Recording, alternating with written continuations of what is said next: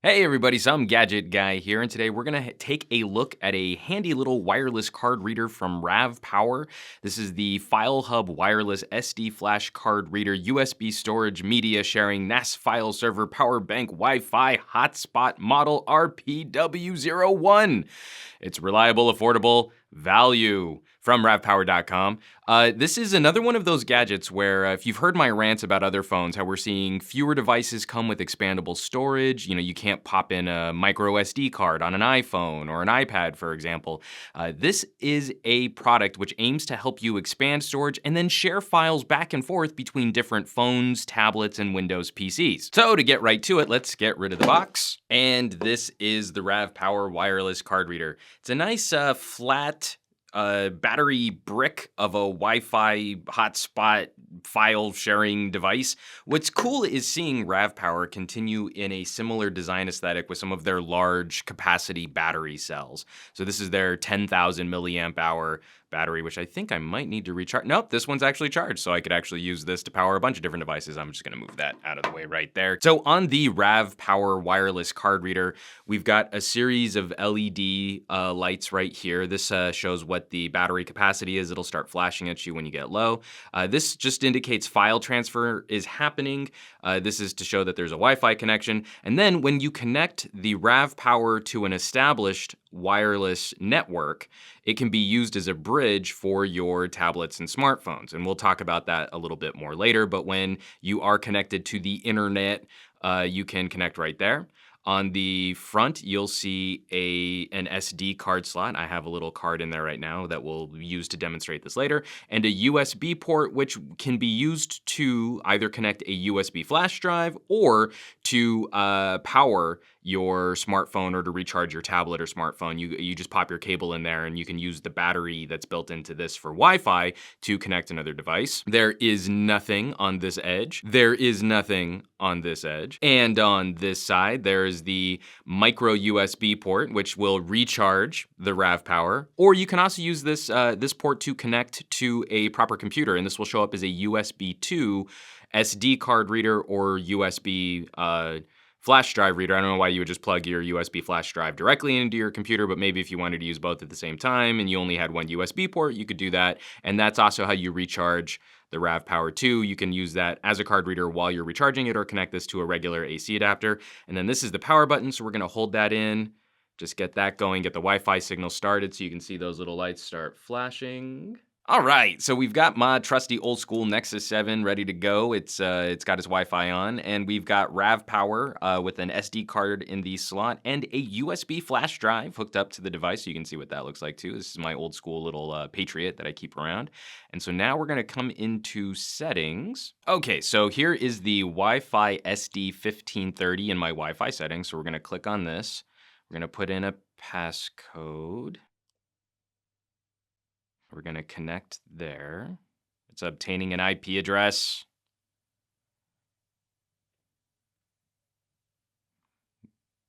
And it's connected. Okay, good. So I've already set up a new passcode for the RAVPower, which is why you saw me go through a bunch of different characters there. I think the default is 7 ones when you first fire up the RAVPower. But now, the one tricky thing about this is that RAVPower does not have its own app. There are two different apps that RAVPower recommends. The one that I could get working on, this is Android 4.3. I still haven't gotten the 4.4 KitKat OTA on my Nexus 7 here, but the one that worked more stably was AirStore. And so we're gonna fire up AirStore now. I'm gonna see this Y disk. And now we can see the files that are on the RAVPower. There's an SD card volume and a USB disk volume. And so this is the SD card, this is the USB drive. It's showing two different folders that we can interact with and pull files on and off, or just play files directly over this Wi-Fi connection. Several devices can all connect at the same time to the RAVPower. I only tested 2 at once, and there weren't any issues streaming HD quality movies between the RAVPower and 2 Wi-Fi enabled devices at the same time. So if we come into our USB disk here and go to video, so Scott Pilgrim vs. the World is a 720p HD rip of the film. It's a 1 gigabyte movie file. We're just gonna hit that, hit the video player, and watch it stream.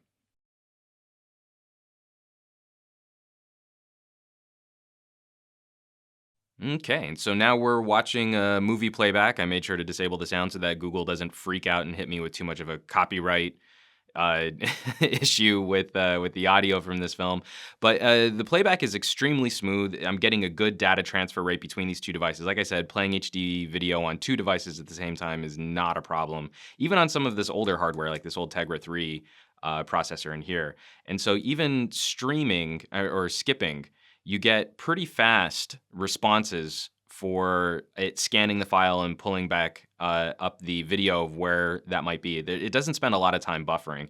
So if I just randomly pick a spot here, an hour and 15 minutes into the film, it's already caught up and streaming, and it looks super crisp. It looks gorgeous, and it's really, really solid performance.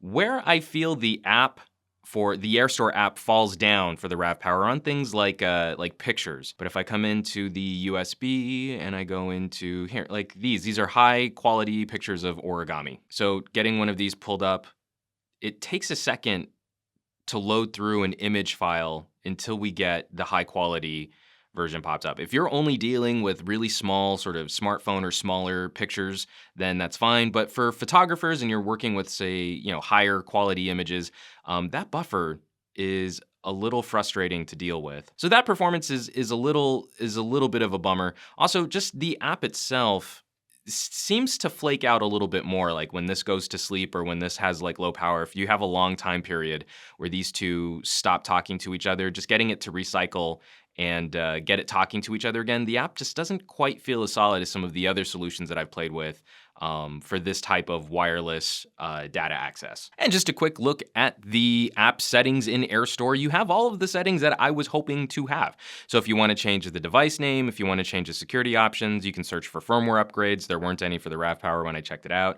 All of those are very easy to get to. And then to use this as a wireless bridge, you can get into the wireless access to the internet, and then it will send the signal onto your tablet. That's actually very helpful because when you connect a tablet or a smartphone to a device like the RAVPower over Wi-Fi, that is the only Wi-Fi connection that this device can maintain. So you lose the ability to get online. So what the RAVPower does is it doubles the wireless signal to your router, to if you're at like a Wi-Fi hotspot at a coffee shop, and then your tablet will communicate with the RAVPower will communicate with your router, and your tablet can still get online. It slows up the connection just a little bit, but you're still able to do it, which is very, very helpful. Just to show you, so now the tablet is connected to Wi-Fi SD 1530, which is the RAVPower, and I'm gonna come into a speed test. This is gonna go sideways, and we're gonna restart the test just to see how the connection works. It's a reasonably quick ping. And we're sort of floating between 13 and 15. Oh, 16, 17, it's creeping up. Yeah, we're gonna max out at a 17 megabit download and about a 5 megabit upload. Actually, that's pretty interesting. When we're done here, I'm gonna pull back up the results. Sorry for making you guys twist your head sideways here. It's just the easiest way for me to orient my Nexus 7 here. And so if I go back into previous results, I was getting an almost 30 megabit download with a 5.8 megabit upload, just with the tablet connected directly to the Wi-Fi router, connected to the RAVPower, which is then connected to my Wi-Fi. I was getting about half that, which seems to make sense if you look at how a wireless bridge functions. So whenever you have a wireless repeater, you usually lose about half of your data connection, but that's actually pretty good considering. And then almost exactly the same upload speed, which is very, very encouraging, especially if you're someone like me who uploads a lot of stuff to the internet instead of downloading a lot of stuff to the internet. So not bad wireless repeat performance, considering that this is acting as something of an in-between, handing off the Wi-Fi signal from my router to the tablet. And so I've been using the little RAVPower with my phones and with my tablets for a couple weeks now, and I haven't had any serious issues. Like I said, just the occasional little hiccup or the occasional little stutter off of the app. And I have to wonder if maybe RAVPower had done their own development. Maybe we'd be getting more faster updates for those types of teething problems. But on the whole, with a mix of different devices, almost all of them on Ice Cream Sandwich or newer.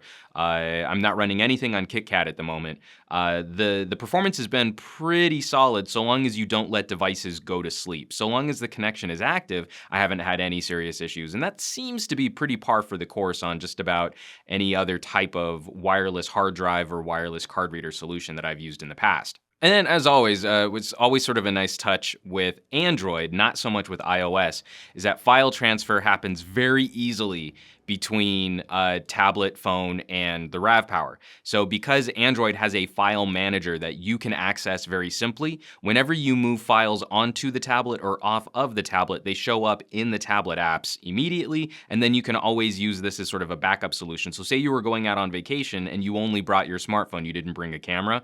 If you fill up your smartphone's memory, you could very easily move files off of the device onto the RAVPower for just extra storage right here and not have to worry about trying to find a regular computer. So this actually affords you the ability of not needing to always travel with something like a laptop if you want to pull files off of it while you're using an Android smartphone. Unfortunately, for those of you on iOS, while this interaction, this read interaction works very easily. You can play movies off of it very simply. You can play music files off of it very easily. You can look at pictures very easily. You can't always transfer stuff back. So moving files from the RAVPower to your tablet or iPhone or iPad doesn't always work as seamlessly because sometimes those files get locked up. Apple likes to control all that stuff. They really put a hard lock on that kind of functionality. So sometimes it'll work, sometimes it won't. You just have to play with individual files to see what's going to happen there. But this could also be really interesting. Say you did travel with a camera which uses an SD card. You could pop in an SD card, send the file over to your Android tablet or smartphone, and then upload it to Facebook or Google Plus directly from that data connection, which could be really cool. If you don't have a Wi-Fi connected camera, this solution could also be really handy, again, so that you don't need to travel with a big cumbersome laptop or find a desktop when you're out on vacation or out traveling. It kind of helps minimize the amount of stuff that you need to travel with. So in a vacuum, this is actually a really cool, handy little device. But there are competitors to the RAVPower that we've played with in the past, and namely the one that I've been most impressed with has been the Kingston Mobilite. And how does the RAVPower compare to the Mobilite becomes maybe one of the most interesting questions for this type of accessory that I've ever had the pleasure of playing with. They both provide almost exactly the same kind of functionality.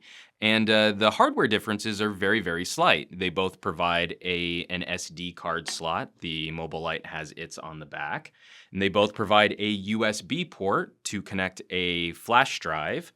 You can see that very easily right there. And they both allow you to recharge your phone or tablet with the built-in battery that they use for the wireless hotspot. The RAVPower is wider but flatter. The Mobilite is a little thicker. It's almost perfectly the size of two iPhones stacked on top of each other. And the RAVPower, you can see, is a little slimmer. So depending on what kind of pockets to carry your devices you use, the Mobilite might fit easier in a pocket or the RAVPower might fit easier in a pocket.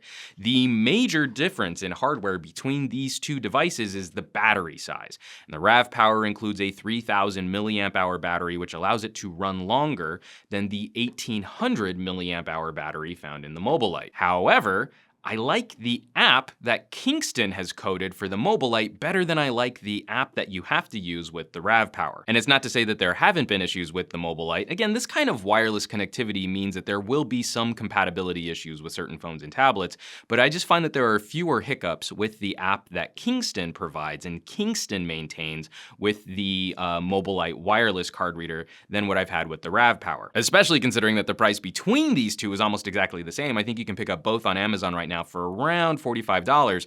My vote for brute force hardware, if you don't mind slightly more instability, goes for the RAVPower. And those of you wanting a cleaner software experience and you don't mind the shorter runtime, would be my vote would go for the Kingston Mobilite. But ultimately, both of these become exceptional solutions for that problem that we have when we're using wireless and mobile hardware on the go. I mean, my Nexus 7 is a perfect indication of where we're sort of headed in terms of mobile hardware. Especially in Android land, more and more tablets and phones are starting to come out like this: non-replaceable, non-upgradable batteries, non-upgradable storage, no micro SD card slots. We kind of have to fight for that sort of connectivity, but a device like the RAVPower, a device like the Mobilite, gives us the ability to easily augment our own storage solutions. We have a mini portable cloud of storage, which is way bigger usually than what we can get online through a service like Dropbox. I don't have to find a data connection or tether my phone to my tablet now to throw another 16, 32, 64 gigabytes of storage just ready to go in a nice little Bloom cloud that other devices can connect to, other devices can share. If I'm traveling with my wife and we're on an airplane, I can stream a movie to my tablet, she can listen to music on her phone, and we don't have to worry about filling up the tablet and phone that we're traveling with. It's all right here in one central handy little space with excellent battery life, excellent runtime, and in an emergency, this thing can be used to recharge a phone, which is a clutch feature. So folks, definitely check out ravpower.com for more information on their wireless SD card USB flash drive reader. I've been very impressed, especially considering that I've only known RAVPower as a battery manufacturer. Seeing them come out with devices like this is really exciting, as it sort of expands their portfolio, and we get cool gadgets and cool functionality for not a lot of cash. This is not a spendy product. You're gonna get excellent functionality for not a lot of green. As always, folks, thanks for watching, and I will catch you all on the next review.